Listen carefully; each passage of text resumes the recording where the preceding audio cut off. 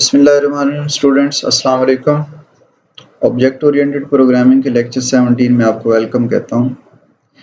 इस लेक्चर में हम इंशाल्लाह ऑपरेटर ओवरलोडिंग का सेक्शन ए यानी पार्ट ए पढ़ेंगे, जिसमें हम यूज़र डिफाइंड डेटा टाइप्स जो हैं उनमें बेसिक ऑपरेशंस को स्टडी करेंगे। बेसिक ऑपरेशन से मुराद अरिथमेटिक ऑपरेशन हो सकते हैं, रिलेशनल ऑपरेशन हो सकते हैं, जैसे उनको प्लस कैसे किया जा सकता है, माइनस कैसे किया जा सकता है, उन्हें मल्टीप्लाई कैसे किया जा सकता है, या उनको एक दूसरे के साथ कंपेयर कैसे किया जा सकता है कि एक जो यूज़र डिफाइंड डेटा टाइप का एक इंस्टेंस है वो दूसरे से लेस देन है, ग्रेटर देन है या इक्वल है कि नहीं। तो इस तरह के जो ऑपरेशंस हैं फर्स्ट अप्रोच में यानी इस पार्ट में हम फंक्शन अप्रोच के साथ सीखेंगे। जैसे अगर ऐड करना है तो ऐड का एक फंक्शन बना के हम देखेंगे कि किस तरह से हम उन्हें दो इंस्टांसेस को, चूंकि प्लस जो है एक बाइनरी ऑपरेशन है, तो उस क्लास की दो इंस्टांसेस को या दो ऑब्जेक्ट्स को किस तरह से हम ऐड कर सकते हैं। इसके लिए जो बेसिक सिंटैक्स है वो कुछ हमारा यूँ होगा। हम एक कॉम्प्लेक्स डेटा टाइप लेते हैं जिसके दो पार्ट्स होते हैं, रियल एंड इमेजिनरी। जब भी कोई कॉम्प्लेक्स नंबर हो उसको हम, अगर उसका रियल पार्ट 2 है प्लस इमेजिनरी पार्ट 3 है, तो यूं लिखते हैं 2 + 3 है बेटा। इसका क्या मतलब है, ये एक्चुअली एक पॉइंट को रिप्रेजेंट करता है जिसका x एक्सिस 2 है और y एक्सिस जो है वो 3 है। तो इस तरह से एक कॉम्प्लेक्स नंबर को आप 2 + 3 बेटा जब लिखेंगे तो उससे मुराद ये होगा 2 रियल है और 3 उसका इमेजिनरी यानी y एक्सिस पे कोऑर्डिनेट है। अब अगर दो हमारे पास कॉम्प्लेक्स नंबर्स हों, सपोज हमारे पास एक नंबर है 2 + 3 बेटा और दूसरा नंबर है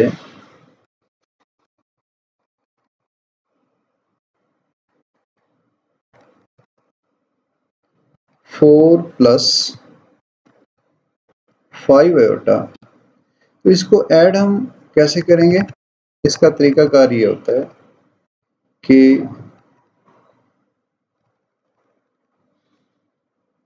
रियल को रियल में ऐड करें, 2 + 4 6, और इमेजिनरी पार्ट को इमेजिनरी में ऐड करें, 3 + 5 8 आयोटा। तो ये दो कॉम्प्लेक्स नंबर्स की एडिशन का तरीकाकार है। जस्ट लाइक दिस, अगर आप सब्ट्रैक्ट करें तो आप रियल में रियल सब्ट्रैक्ट कर लेंगे और इमेजिनरी को इमेजिनरी में से सब्ट्रैक्ट करके लिख देंगे। हाँ, मल्टीप्लिकेशन का तरीका डिफरेंट है, वो 10th की बुक्स में आपने पढ़ा होगा, तो अगर ज़रूरत पड़ी तो हम उस पर बात कर लेंगे। उसमें रियल और इमेजिनरी की जो मल्टीप्लिकेशन है थोड़ी सी डिफरेंट है। एनी हाउ, इस एग्जाम्पल में हम सिंपल ये एडिशन का तरीका सीखेंगे या सब्ट्रैक्शन का, कि दो कॉम्प्लेक्स नंबर्स को आप फंक्शन अप्रोच के ज़रिए ऐड कैसे कर सकते हैं। लॉजिक यही है कि रियल को रियल में और इमेजिनरी को इमेजिनरी में ऐड करना है। इसके लिए हम एक फंक्शन बना लेते हैं। एक सादा अप्रोच में पहले यूज़ करता हूँ। फंक्शन बनाते हैं कि ऐड का फंक्शन हो, दो कॉम्प्लेक्स नंबर्स इनपुट के तौर पे ले ये, और जो आउटपुट जनरेट करे वो अगेन एक कॉम्प्लेक्स नंबर हो। इट मीन्स कि उस फंक्शन की रिटर्न टाइप जो है वो एक कॉम्प्लेक्स नंबर होगी।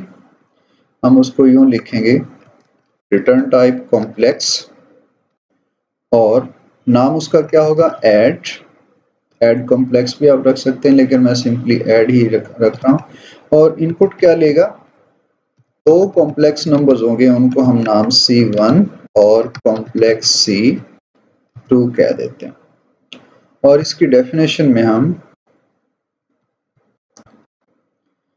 ये लिखते हैं कि चूंकि इसने दोनों के रियल पार्ट्स को ऐड करके नया रियल पार्ट बनाना है, सो इसलिए नया कॉम्प्लेक्स नंबर हमने ऐड करना है, उसको हम डिक्लेयर कर लेते हैं कि कॉम्प्लेक्स C, और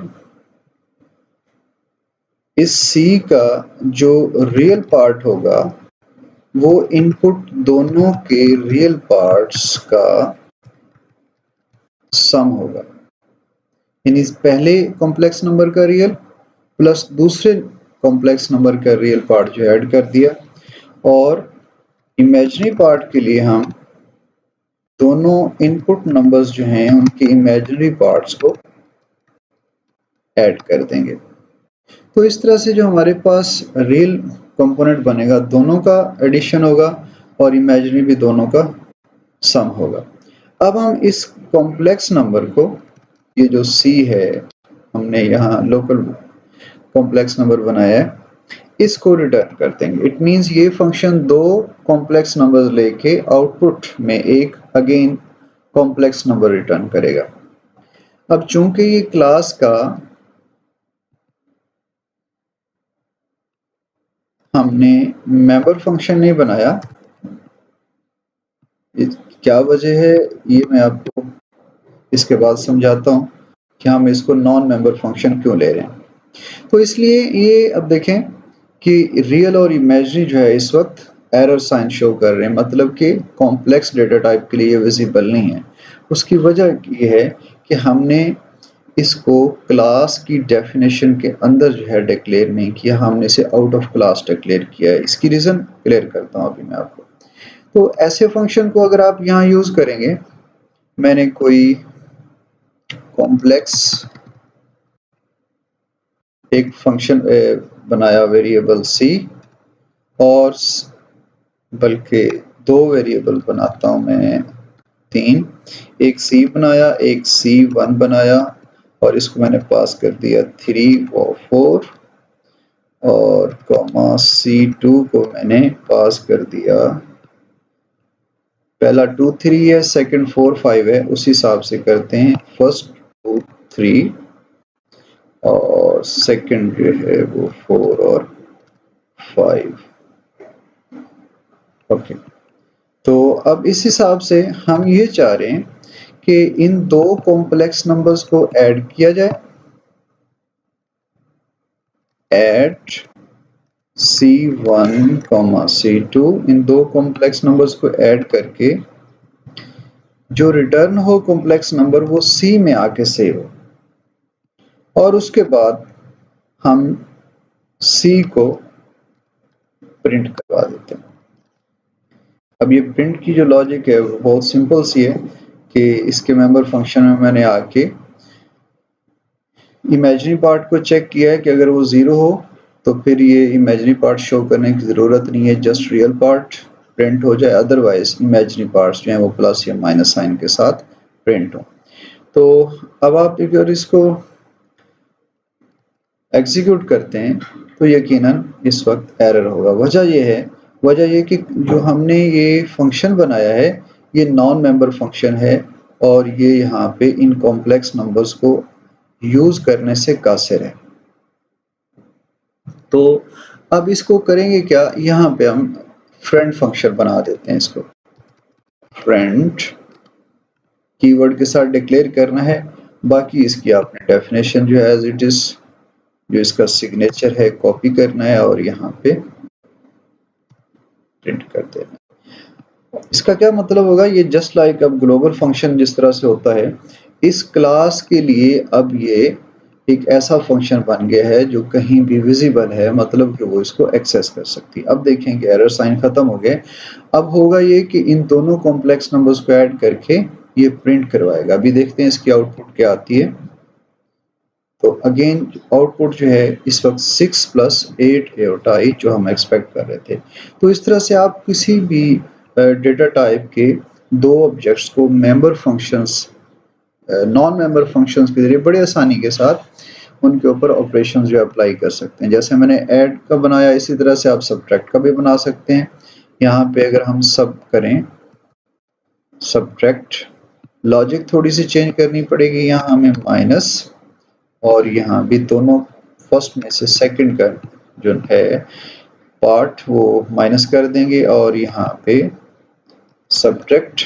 तो यकीनन अब ये सब्ट्रैक्शन के बाद क्या रिजल्ट देगा, 2 - 4 -2 और 3 - 5 -2, -2 एटा आंसर आना चाहिए। लेट्स सी आंसर क्या आता है। जी, इसमें एरर है, देखते हैं क्या इशू है।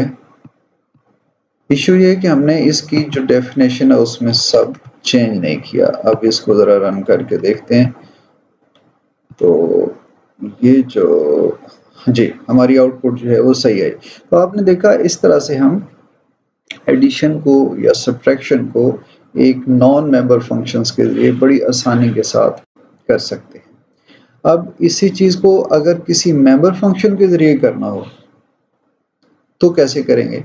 मेंबर फंक्शन क्या है कि क्लास के अंदर जस्ट लाइक अदर मेथड्स आप उसका कोई पब्लिक मेथड बनाएंगे और फिर उसके ज़रिए आप एडिशन करवाएंगे। फ़र्क क्या पड़ेगा? फ़र्क ये है कि जब आप क्लास का मेंबर फंक्शन बनाएंगे तो बाय डिफ़ॉल्ट फर्स्ट आर्गुमेंट जो है वो कॉलिंग ऑब्जेक्ट का होगा। यानी कॉलिंग ऑब्जेक्ट जो है, कॉलिंग ऑब्जेक्ट से मुराद अगर आपको कन्फ्यूजन हो रही तो ये होगा कि अगर हम यहाँ C1 और C2 हमने दो कॉम्प्लेक्स नंबर बनाए, तो अगर मेंबर फंक्शन के ज़रिए एडिशन करवाते हैं तो ऐड चूँकि उस क्लास का मेथड होगा तो क्लास के किसी ऑब्जेक्ट के ज़रिए ही उसको आप एक्सेस कर पाएंगे। तो जब आप C1 के ज़रिए सपोज एक्सेस करते हैं C1 डॉट ऐड, तो इसमें जो पहला वेरिएबल होगा, जो पहला आर्गुमेंट होगा वो बाय डिफ़ॉल्ट C1 होगा। यानी एक आर्गुमेंट चला जाएगा, आपको सिर्फ सेकंड आर्गुमेंट पास करना होगा कि C2। ये फ़र्क है जो आप मेंबर फंक्शन के ज़रिए अगर ऑपरेशन करते हैं देन आपको एक एक्स्ट्रा सहूलत मिलेगी कि एक आर्गुमेंट पास करने की ज़रूरत नहीं है। बाय डिफ़ॉल्ट फर्स्ट आर्गुमेंट जो है कॉलिंग ऑब्जेक्ट ही होगा। तो इस सूरत हाल में अब हम इसकी डेफिनेशन को अगर चेंज करें तो कुछ यूँ बनेगी, जिसको मैं ज़रा मिनिमाइज़ कर देता हूँ। तो अब ये सब्ट्रैक्शन की जो ऑपरेशन होगा, फर्स्ट ऑफ ऑल इसे हम ले आते हैं क्लास डेफिनेशन के अंदर। This is no more a friend function. अब ये उस क्लास का मेंबर फंक्शन है। काम वही कर रहे हैं, कॉम्प्लेक्स रिटर्न कर रहे हैं और फर्स्ट आर्गुमेंट बाय डिफ़ॉल्ट ये कॉलिंग ऑब्जेक्ट को लेगा। तो अब ये ज़ाहिर है फिर जो सिचुएशन बनेगी वो कॉलिंग ऑब्जेक्ट का रियल पार्ट होगा। हमें नया कोई इंस्टेंस क्रिएट करने की ज़रूरत नहीं है। दिस एरो रियल पार्ट, यानी इस करंट ऑब्जेक्ट का जो इसे कॉल कर रहे हैं उसका रियल पार्ट अपने अंदर किसको ऐड करेगा, वो आने वाले, यहाँ सब्ट्रैक्शन कर रहे हैं तो आने वाले कॉम्प्लेक्स नंबर जो C2 यानी कॉम्प्लेक्स नंबर 2 है उसके उसके रियल पार्ट को खुद में से माइनस करेगा और उसके बाद कॉलिंग ऑब्जेक्ट के इमेजिनरी पार्ट में से कॉम्प्लेक्स नंबर 2 का इमेजिनरी पार्ट माइनस होके उसे अपडेट कर देगा। सो इस तरह से ये जो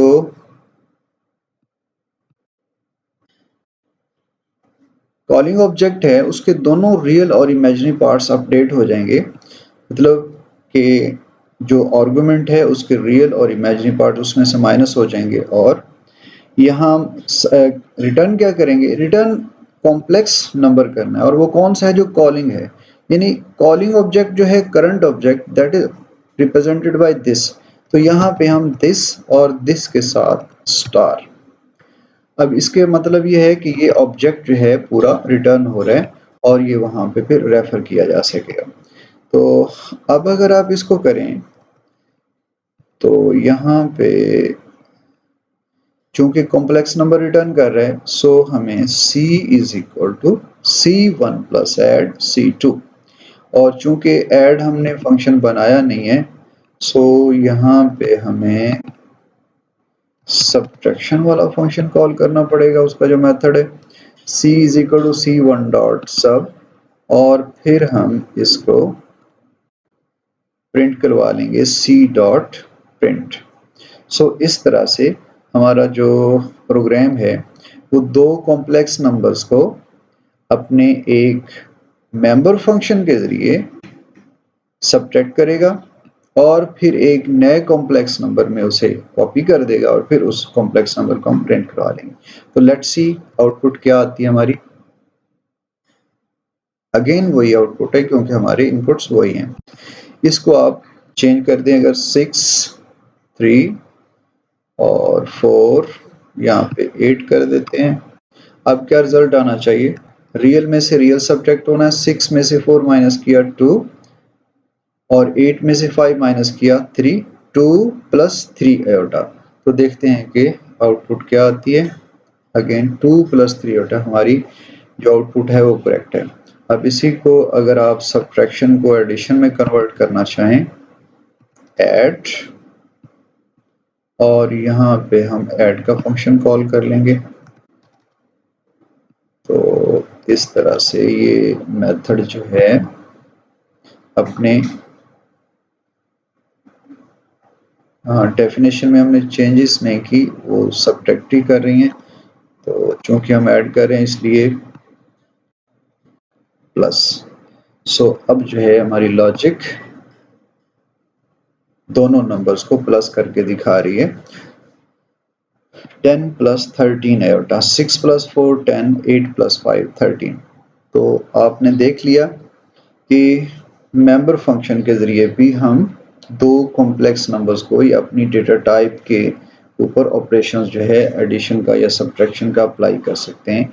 मल्टीप्लिकेशन और डिवीजन भी इसी तरह से आप करेंगे, बट डिफरेंस सिर्फ यहाँ पे इसकी डेफिनेशन में आएगा। जो लॉजिक है उसमें आपको तब्दीली करनी पड़ेगी कि किस तरह से मल्टीप्लाई किस तरह से करना है। बाकी काम जो कॉलिंग का है या डिफाइन करने का सेम रहेगा। अब थोड़ा सा और बता दूं कि अब ज़रूरी नहीं है कि आप इस तरह से ये एक मेथड कॉल करके उसको फिर किसी और ऑब्जेक्ट में प्रिंट करवा के कॉपी करवा के फिर आप प्रिंट करवा रहे हो, ज़रूरी नहीं है, बल्कि आप इसको डायरेक्टली प्रिंट करवा सकते हैं। मतलब कि आप ये जो कॉम्प्लेक्स नंबर रिटर्न हो रहा है, ये कॉम्प्लेक्स नंबर, इसी के ऊपर डायरेक्ट मेथड कॉल कर सकते हैं आप प्रिंट का, नो इशू, प्रिंट। तो अभी भी ये वर्क करेगा। इसको मैं कमेंट कर देता हूँ।